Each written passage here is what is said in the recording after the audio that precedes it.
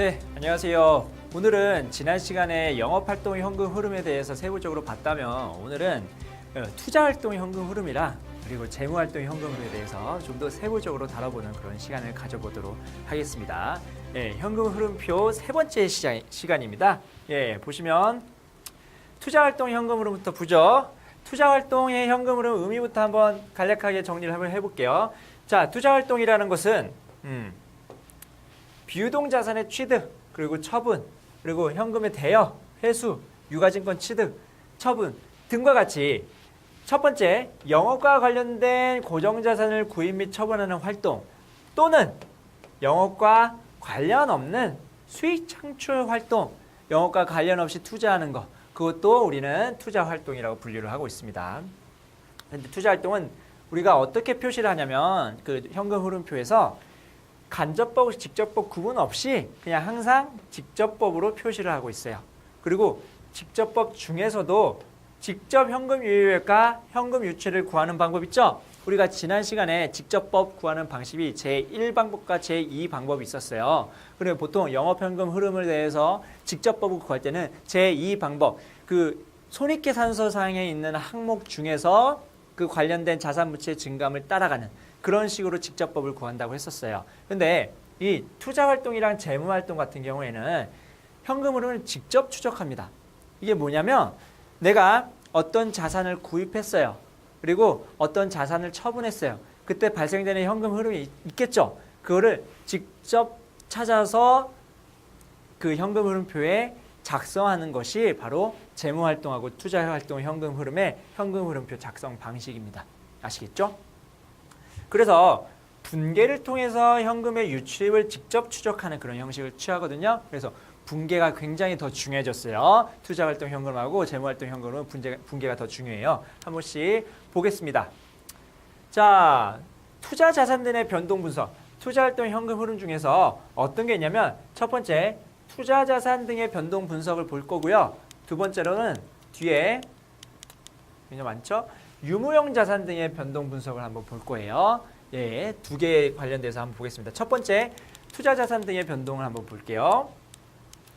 보면은 일단 투자자산이 뭔지를 봐야겠죠? 예, 보면 단기성 예금, 단기 매매 증권, 단기 대예금, 단기 매매 증권이라고 보고 표현하고 단기 금융 상품이라고도 표현하고요. 어쨌든 단기 투자 자산하고 장기 예금, 장기 투자 증권, 뭐 지분법 적용 투자 주식, 그리고 임차 보증금 등 비유동 자산, 얘네들을 투자 자산으로 일단 분류를 하고요. 현금 유익은 뭐예요? 투자 자산 처분으로 보통 발생되는 현금 흐름이고요. 유출액은 뭐예요? 투자 자산 구입으로부터 발생되는 현금 흐름이 유출액이겠죠. 예, 이렇게 직접 구합니다. 사례를 통해서 한번 볼게요. 얘는 기초와 기말의 투자 자산의 잔액이에요. 2001년도 초랑 2001년도 말이에요. 자, 위에 있는 것들을 잘 봐야 돼요. 우리가 나중에 문제를 풀 때는 여기가 2001년도 초가 될 수도 있고요. 여기 2001년도 말이 될 수 있어요. 그래서 어느 게 2001년 초고 어느 게 2001년 말인지, 어느 게 기초고 어느 게 기말인지를 위에를 잘 살펴봐야 돼요. 이게 바뀔 수도 있습니다. 그랬을 때 문제를 잘 해석을 해야겠죠. 그랬을 때 이렇게 쭉 있어요. 뭐가 있는지 계정 과목부터 한번 볼게요. 단기예금, 단기매매증권, 뭐 단기대여금, 단기 대여금에 대한 대손 충당금도 설정을 하고 있고요. 매도 가능 증권, 만기보유증권, 임차보증금 이렇게 있습니다. 단기예금은 증가했고 단기매매증권은 뭐 증가했고 뭐 증가했네. 우리가 영업활동에서 봤을 때는 이 증감의 차이를 가지고 현금 흐름, 그 영업활동 현금을 구할 때 증감의 차이가 굉장히 중요했죠. 여기서는 증감의 차이가 중요한 게 아니라 이 안에서 발생되는 분계가 더 중요해요. 투자활동하고 재무활동은 이 안에서 발생되는 그 발생 거래들을 보는 게 더 핵심입니다. 그래서 다음 보면은 단기 예금의 증가액은 2,000원, 단기 감소액은 1,000원이래요. 그랬을 때 분계를 다 해보는 거예요. 단기 예금 2,000원 증가했어? 그러면 현금이 2,000원 나가면서 단기 예금이 2,000원 증가했겠네. 그러면 현금이 단기금이 감소했어? 현금이 들어오면서 단기 예금이 감소됐겠네 라는 거예요. 그러면 현금 유입액은 얼마예요? 1,000원. 현금 유출액은 얼마예요? 2,000원. 이렇게 분계를 통해서 유입액과 유출액을 쫓아가는 것이 바로 투자활동 현금 흐름에서 우리가 그 현금 흐름표를 작성하는 하나의 방법입니다. 아시겠죠?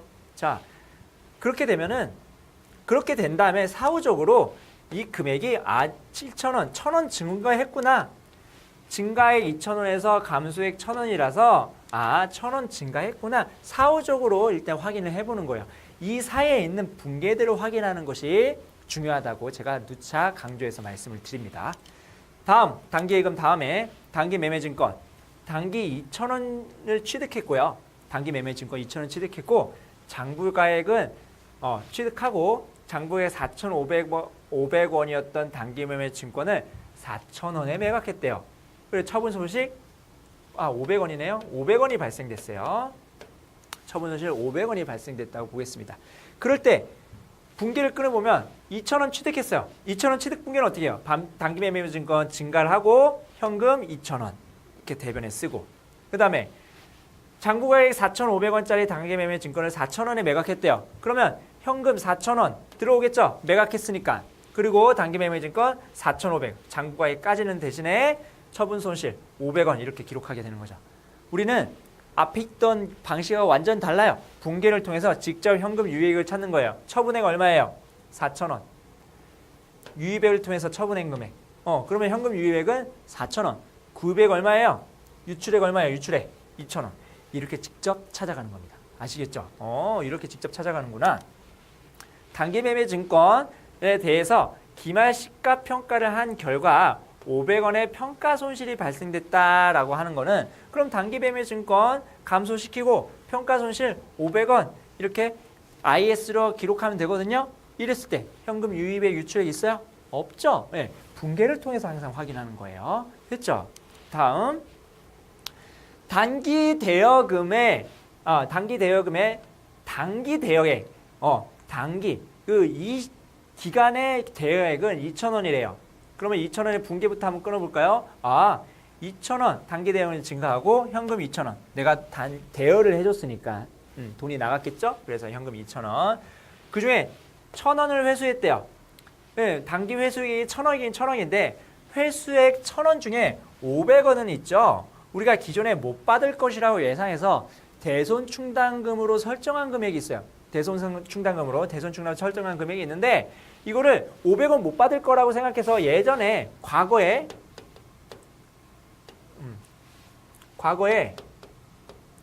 어떻게 분계를 했냐면 상각비 500원 그 다음에 충당금 500원 이렇게 설정을 해놨었어요.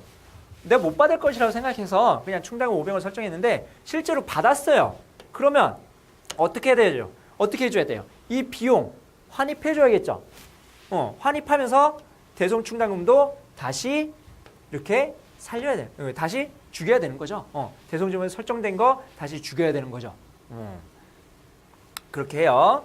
자, 이랬을 때 그러면은 회수액 1,000원 들어오면서 단기 대여금 1,000원인데 이 1,000원에 관련된 대손 충당금이 500원 이래서 총 순액으로 단기 대여금이 500원 나갔어요. 그리고 대손 충당금 환입된 부분 500원 여기다가 대변에 적어서 현금 유입액, 현금 유출액 구해보면 얼마예요? 현금 유입액은 내가 1,000원 회수했다면서요. 그냥 1,000원 적는 거예요. 현금 유출액 얼마예요? 2,000원이죠. 2,000원 적는 거예요. 자, 투자활동 현금 흐름 이렇게 현금 유입액하고 현금 유출액 구하는 거 굉장히 그렇게 심플하죠. 분계만 잘 할 수 있으면은 이게 현금 유입액, 현금 유출액을 잘 구할 수 있어요. 이 분계를 하는 게 중요해요. 이 거래 내역에 대해서 어떻게 분계를 해서 현금 흐름을 찾아내는지 그게 여기의 핵심입니다. 다음 또 볼게요. 자, 매도 가는 증권 같은 경우에는 단기 중에 1,000원을 취득했대요. 자, 분계 한번 해보겠습니다. 그러면 1,000원 나갔고 그다음에 매도 가는 증권 1,000원 증가했어요. 그런데 기말 평가를 해보니까 그 증권 같은 경우에는 우리가 기말에 평가를 하거든요. 단기 매매 증권, 만기 보유 증권, 매도 가는 증권 이런 것들은 기말에 평가해요. 기말에 평가했을 때 가치가 없는 것으로 판단했대요. 아예 시장 가치가 없대요. 내가 1,000원 주고 샀는데 상패가 됐거나 아니면은 시장 가치가 하나도 없는 것으로 판단이 됐어요. 내가 잘못 투자한 거죠. 잘못 투자했으니까 매도 가는 증권 없애고 차손, 손상차손 1,000 이렇게 기록할 수 있을 거예요. 그러면 현금 유출액만 있고 유입액은 없는 거죠. 그렇죠? 매도 가는 증권이 감소를 했지만 손상 차손으로 인식했기 때문에 현금 유출액은 없는 거예요. 오케이? 이런 식으로 정리를 하고요. 다음